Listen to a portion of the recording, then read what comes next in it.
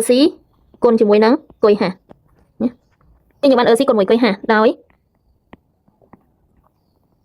chẳng xí tên là phao dân chỉ tự tao bảo cái đó dân thầm bài tại vì nó xôn trên sai spam vì mà đừng sai spam phía rồi tại dân bên bảy nhá như cái mà lịch từ phía tao bảo coi haตัวកំដៅ3.83 mega joule អញ្ចឹង mega គឺស្វ័យគុណហ្មងបងតែទៅជាមួយនឹង mega joule ដល់ស្វ័យគុណ6យើងត្រូវបំបែកវាមកដើម្បីចាំអូខេអញ្ចឹងយើងបាន WM command mechanic ស្មើទៅនឹង EC 0.45 គុណជាមួយនឹង 3.83 គុណនឹង10ស្វ័យគុណ6ចម្លើយរបស់យើងគុណមក 1.72 គុណ10ស្វ័យគុណ6ចម្លើយធ្វើការកែនេះខ្លួនឯងខុសគ្នាតិចតួចមិនអីទេណាមិនថ្មីដូចនេះ command mechanic WM ស្មើទៅនឹង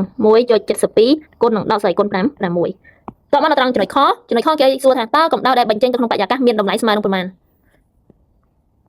ចឹងខរកកម្ដៅបញ្ចេញ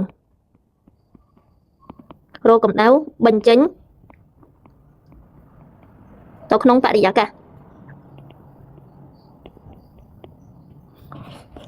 ចឹងយើងតាមប្រមូលតាមណា WM ស្មើទៅនឹងគុយ H ដកគុយ C ចឹងអ្វីដែលយើងត្រូវការទាញចឹងយើងនាំឲ្យគុយ C ស្មើចឹងយើងធ្វើការបោះមកដកគុយ C បោះមកខាងនេះទៅជាបូកគុយ C ចឹងមាន WM បូកមកវិញដកចឹងយើងដកមកគុយ H នៅដដែលគុយ H ដក WM ដោយគុយ H យើងរកឃើញអូខេឲ្យ 3.83 គុណនឹង10 មេហ្គាស្អីគុណ6 command mechanic WM 1.72 គុណនឹង10ស្អីគុណ5 6ចឹងយើងបានគុយ C ស្មើទៅនឹង 3.83 ចាប់ស្វ័យគុណជាកតាដក 1.72 ស្អីគុណជាកតាគឺ10ស្អីគុណ5 6ចឹងយើងរកឃើញមែន 2.11 ស្វ័យគុណ5 1ជំនួសតើមកយើងធ្វើការឆ្លើយដូចនេះមកដូចនេះកម្ដៅបញ្ចេញក្នុងបរិយាកាសណាទៅក្នុងបរិយាកាសគឺ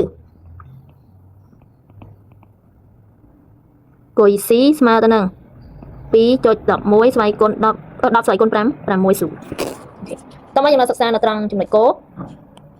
គេឲ្យទិន្នផលគ្រឿងបញ្ជូនគឺ EM 0.85 គណនីកំមន់ដែលទទួលដល់ផ្លូវម៉ូទ័រគឺ WM